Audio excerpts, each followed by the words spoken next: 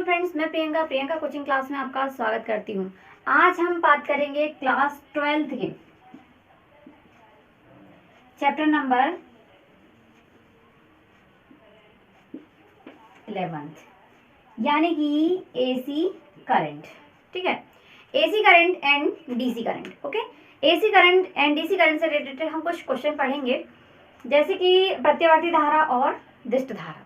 ठीक है, प्रत्यावर्ती धारा और दिष्ट धारा में एक अंतर है हमारा कि जो प्रत्यावर्ती धारा होती है हमारी वो X axis and Y axis दोनों के थ्रू चलती है, जबकि हमारी जो दिष्ट धारा है ये हमारी सिर्फ वाई एक्सिस के थ्रू ही चलती है। यह हम कह सकते हैं कि ऐसी धारा जिसमें दोनों अक्षों की आवश्यकता हो, जैसे कि एक्स अक्ष और वाई अक्ष, जबकि ऐसी धारा जिसमें सिर्फ किसी एक अक्ष की जरूरत पड़ती हो तो वो हमारा हो जाता है दिष्ट धारा।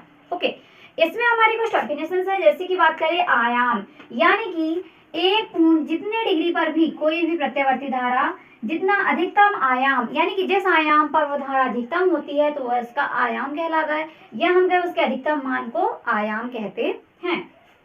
ठीक, अब बात करते हैं हम आवर्तकाल की। तो किसी भी धारा का एक चक्र पूर्ण करने में लगा समय, चाहे वह एसी करंट हो या चाहे वह डीसी करंट हो, दोनों को पूरा करने में लगा समय हमारा आवर्तकाल होता है।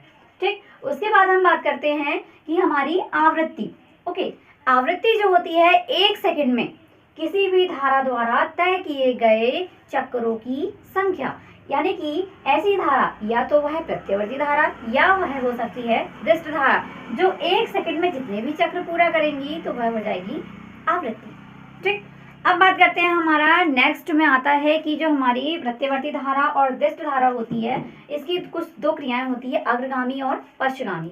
अग्रगामी एवं पश्चगामी दोनों क्रियाओं में कोई भी परिपथ में धारा और वोल्टेज साथ साथ चलते हैं, लेकिन धारा और वोल्टेज के साथ साथ कुछ कंडीशंस ऐसी आती है जिनमें जैसे कि आपके धारिता और कुंडली, या फिर हम कह दें कि बड़े परिपथ हो जाते हैं। जब हम वहां पर आएंगे तब आपको बता देंगे उस बारे में, लेकिन अभी हम बात करें कि जैसे कि एसी करंट आपका फ्लो हो रहा है उसके साथ साथ उसका वोल्टेज चलता है, लेकिन यदि वोल्टेज 90 डिग्री पीछे होता है और 90 डिग्री आगे कौन हो जाती है हमारी एसी यानी प्रत्यावर्ती धारा, तो ये हमारी इस कंडीशन में प्रत्यावर्ती धारा को हम अग्रगामी कंडीशन कहते हैं।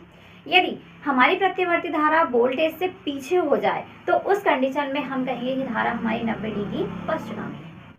यहाँ से कुछ क्वेश्चंस बनते हैं हमारे, जैसे कि धारा में जो वोल्टेज होता है और धारा होती है उन्हें हमें कहा जाता है कि एक पूर्ण चक्र में धारा का औसत मान और वोल्टेज का औसत मान दोनों ही 0 होते हैं। वो कैसे होते हैं? सिर्फ ये कंडीशन प्रत्यावर्ती धारा के लिए लागू होती है, दिष्ट धारा के लिए लागू नहीं होती है।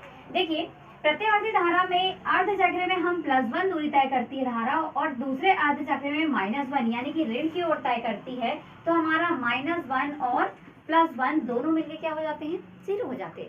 सेम इसी प्रकार यदि हमारा वोल्टेज भी धारा के साथ साथ काम करता है उसी परिपथ में, तो +1 वोल्टेज भी चलेगा और -1 वोल्टेज भी चलेगा, मीन्स -1 और +1 ये भी कैसा हो जाएगा? 0 हो जाएगा। इसीलिए हम कहते हैं कि एक पूर्ण चक्र में प्रत्यावर्ती धारा का औसत मान 0 होता है, या हम कहें कि एक पूर्ण चक्र में प्रत्यावर्ती वोल्टेज का औसत मान 0 होता है। देखिए, धारा का वर्ग माध्य मूल मान और वोल्टेज का वर्ग माध्य मूल मान। धारा का वर्ग माध्य मूल मान हमारा जो होता है कि किसी क्षण परिपथ में बहने वाली धारा I0 है यहाँ पर हमारा, और ये अपॉन में √2 है। तो हम कहते हैं कि किसी भी कोई भी धारा उसी परिपथ के किसी क्षण परिपथ में बहने वाली धारा I0 के 1/√2 गुना होती है। इसी प्रकार से वोल्टेज किसी क्षण परिपथ में रहने वाले वोल्टेज के 1/2 करनी 2 गुना होता है, यानी कि V0/√2 गुना, या हम कह सकते हैं उसके शिखर मान का 1 करनी 2 गुना होता है। ये हो जाता है हमारा धारा का शिखर मान, और नीचे वाला है हमारा वोल्टेज का शिखर मान। ये उसके डेरिवेशन है, आप चाहे तो डेरिवेशन याद रखें, और आपको यदि फुल सॉल्यूशन चाहिए तो आपको अगले नेक्स्ट वीडियो मिल जाएगी, और उसके अदरवाइज भी ऑनलाइन क्लासेस ऐसे। प्रतिरोध उपस्थित होता है तब हम उस पर प्रतिरोध पढ़ेंगे, लेकिन यदि आपके परिपथ में प्रतिबाधा, कब पढ़ेंगे हम उसे? प्रतिघात। जैसे कि आपके परिपथ में कुंडली हो या संधारित्र हो या प्रतिरोध हो, ठीक, कोई भी इनमें से कोई भी एक हो या फिर इनमें से कोई भी दो हो, या फिर या तो धारिता या तो कुंडली, उस कंडीशन में उस परिपथ में जो भी प्रतिरोध होगा उसे हम प्रतिघात कहेंगे।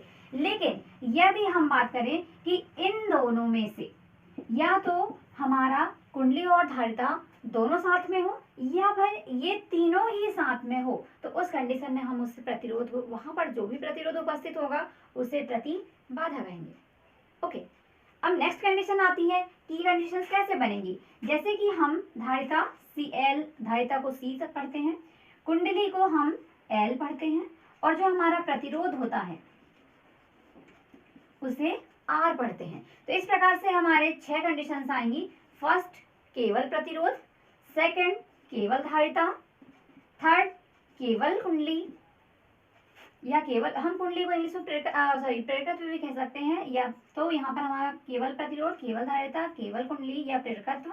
फिर इस प्रकार से RC, फिर RL, फिर LC, और उसके बाद में हमारा हो जाता है LCR। इस प्रकार हमें टोटल कितनी कंडीशन मिल जाती है? 6 कंडीशन मिल जाती है।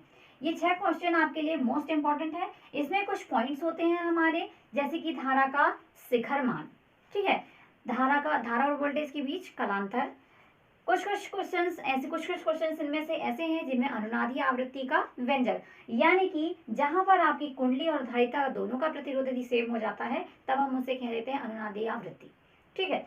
और भी कंडीशंस है हमारे पास, कलांतर हो गया, आवृत्ति हो गया, और फर्स्ट हमने शिखर मान कह दिया, और एक सिद्धांत हो जाता है नॉर्मली, ठीक।